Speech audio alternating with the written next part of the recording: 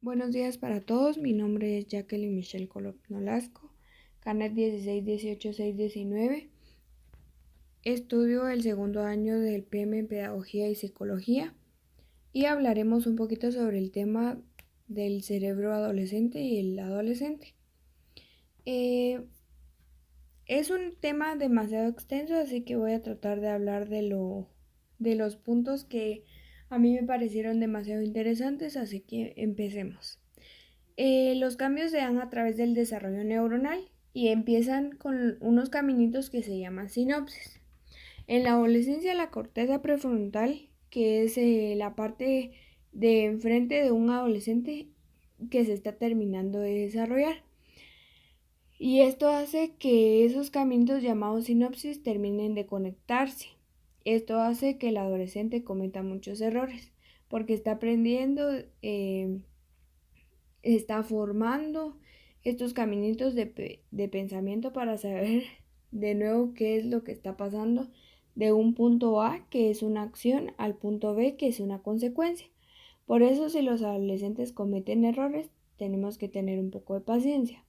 Un dato interesante que es el cerebro del adolescente, para terminar de formarse necesita mucho de la mamá y del papá. De hecho, un estudio demostró que es de vital importancia la compañía de los padres para que para que esto les permita terminar de formar el cerebro de un adolescente. Y todos sabemos que los adolescentes con quienes más pelean son con los papás. De todo se quejan, que por qué lo hacen y está mal.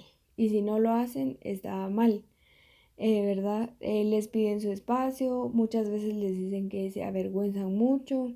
Es normal que en esta etapa se dé mucho de eso detrás de una máscara de un niño adolescente rudo a un niño que necesita de la compañía de sus papás, ¿verdad? Y un dato demasiado interesante que a mi punto de vista fue como, pues con mucha razón, ¿verdad? Es para las mamás. Y decía de verdad de que las mamás le tienen que hablar bonito a sus hijos y se preguntarán por qué la mamá. Pues la voz de la mamá es la manera en que el adolescente aprende a hablarse. ¿Y qué quiere decir con esto? Por ejemplo, que la mamá le diga que es un tonto, es un inútil, un bueno para nada. Él en su vida adulta va a hablarse de la misma manera en la que la mamá le habló, ¿verdad? Quizás suene chistoso, pero para los adolescentes los papás son sus conejillos de India en el ámbito social. ¿Qué quiere decir con esto? Si el adolescente se pone grosero, por lo general siempre es con sus papás y no con el resto de la gente que los rodean, ¿verdad?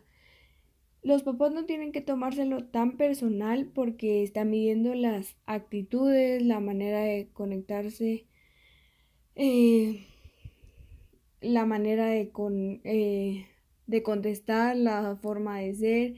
Y si los papás lo toman tan personal o se enojan, marcan muchos límites, él en su vida adulta, esas acciones no serán tan buenas, ¿verdad? No serán tan sanas. Entonces, básicamente lo que quiere dar a explicar esto, o lo que quiero decir con esto, es que no se lo tomen personal, porque el adolescente toma a los papás, por ejemplo, como a la mamá, al papá, para ver cómo sí o cómo no puede tratar a las personas, y eso es parte del desarrollo del cerebro adolescente. Así que solo hay que tener un poquito de paciencia. Unos datos importantes de cómo piensan los adolescentes es: uno, el cerebro del adolescente alcanza su mayor tamaño, las niñas a los 11 años y los niños a los 14. Esta diferencia no quiere decir que unos sean más inteligentes que otros. Segundo, que aunque el cerebro deje de crecer, se espera alrededor de que alrededor de los 25 años siga madurando. También algo importante es que la parte prefrontal, que es que más tiempo lleva de madurar, y esta es la que ayuda a establecer prioridades, organizarnos y controlar impulsos. Debido a que estas habilidades se están desarrollando, entonces es más probable que los adolescentes participen en comportamientos arriesgados sin tener en cuenta los posibles resultados o consecuencias. Otro de los datos interesantes es que el cerebro del adolescente tiene mucha plasticidad, lo que significa que puede cambiar y adaptarse al entorno. Otro es que muchos de los trastornos mentales aparecen en la adolescencia, que todos estos cambios podrían hacer que los adolescentes sean mucho más vulnerables a afectar su salud mental. Otra de las situaciones es que el cerebro adolescente es mucho más susceptible al estrés porque es un cerebro que está en un desarrollo y proceso de maduración. Otro es de que los adolescentes necesitan dormir más que los niños y adultos. Esto es porque la concentración de melatonina es mucho más alta en los adolescentes, lo que explica por qué se quedan despiertos hasta tarde y les cuesta levantarse en la mañana para ir al colegio.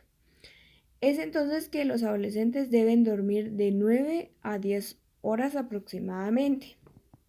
Lo que pasa con la mayoría es que no duermen lo suficiente y por eso están tan dormidos en la mañana que cuando van al colegio, eh, situación que obviamente les dificulta la atención, la concentración y los procesos de aprendizaje en la escuela, y aumenta la irritabilidad, la depresión y algunos comportamientos ansiosos, basados entonces en el estado actual del cerebro del adolescente. Esto tiene que ser más, por ejemplo, un niño que no duerme bien, un adolescente que no duerme bien suele ser más impulsivo, a leer mal o a interpretar mal las situaciones sociales y emocionales. Suelen volverse en, en toda clase de accidentes, a envolverse quizás en peleas y a participar en comportamientos arriesgados. Estar consciente de estas diferencias le sirve a los papás para empatizar, entender y anticipar cierto tipo de comportamientos, aún más saber manejar nuestras frustraciones. Solamente muchas gracias.